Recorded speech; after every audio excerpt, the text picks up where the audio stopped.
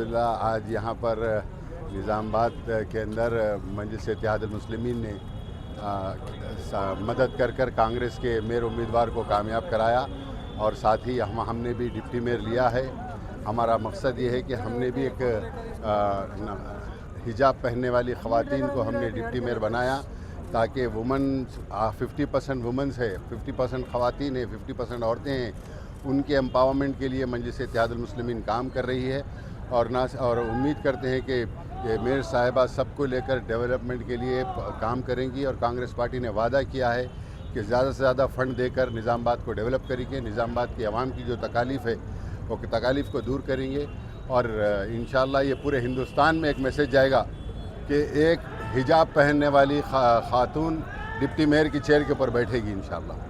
پھر اسد الدین اویسی صاحب کا شکر ادا کرتی ہوں جو ایک حجابی خاتون کو ڈپٹی میئر بنائے ہیں، اور اس پر صحیح اچھا سے کام کرنے کی کوشش کروں گی انشاءاللہ۔ جو بھی گورنمنٹ کے اسکیمات ہیں ان کو پورا کرنے کی کوشش کروں گی۔ ہم پوری ٹیم MIM کی پوری ٹیم سب مل کر پورے لیڈیز کے لیے اور بچوں کے لیے، اور جو بھی مسائل ہوں گے جو میرے اختیار میں ہوگا اس پر کام کرنے کی کوشش کروں گی انشاءاللہ۔ تو